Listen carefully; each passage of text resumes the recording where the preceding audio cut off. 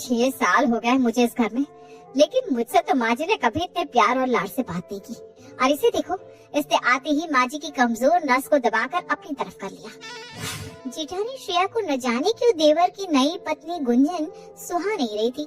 अगले दिन पहली रसोई की रस्म के दौरान, अरे गुंजन, ये कैसी खीर बना रही हो तुम? ना इसमें इलायची डाली है, ना ही ड्राई फ्रूट। ऐसी बेस्वाद बकबकी खीर कौन खाने वाला है यहाँ? लगता है तुम्हारा किचन के कामों में हाथ थोड़ा तंग है। एक तुम हो और एक वो मानसी थी। खाना इतना बढ़िया बनाती थी कि घर में सब उंगलियां ही चाटते रह जाते थे।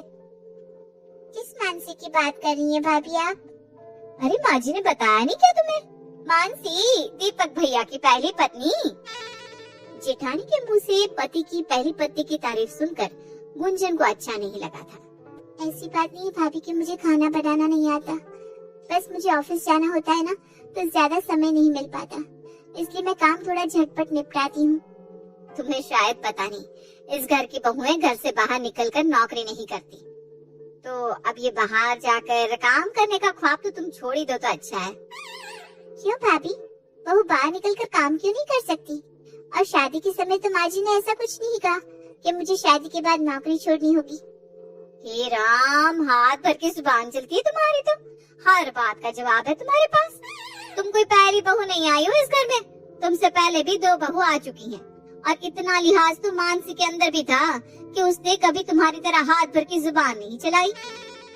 बाकी सब बातें तो ठीक थी, लेकिन ये जेठानी का बात बात पर उसका मानसी के साथ तुलना करना गुंजन को बिल्कुल भी बर्दाश्त नहीं हो पा रहा था।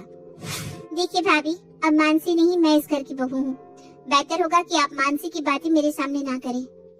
तो क्या आप बात करने से पहले मुझे तुम्हारी परमिशन लेकर बात करनी होगी? बताया ना, उस पहाड़ के नीचे। अब तो मुझे इसकी दुखती रग मिल गई है। देखो, मानसी का नाम सुनकर कैसी दिल मिला गई। मानसी का नाम ले लेकर इसका जीना ना दुश्वार कर दिया तो मैं भी घर की बड़ी बहू नहीं। कुछ दिन बाद, बेटा दीपक, सूरज, तुम दोनों से एक जरूरी बात करनी है। दिन पर दिन हमारा कारोबार घाटे में जा रहा है। अब तुम दोनों ही कुछ सलाह दो कि आखिर क्या किया जाए जिससे हमारे डूबते बिजनेस को थोड़ा सहारा मिल सके।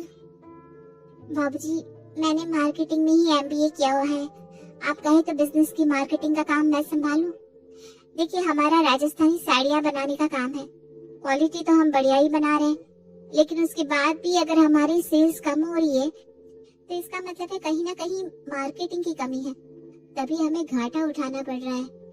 गुंजन की बात सुनकर जेठानी उसे घूरने लगती है।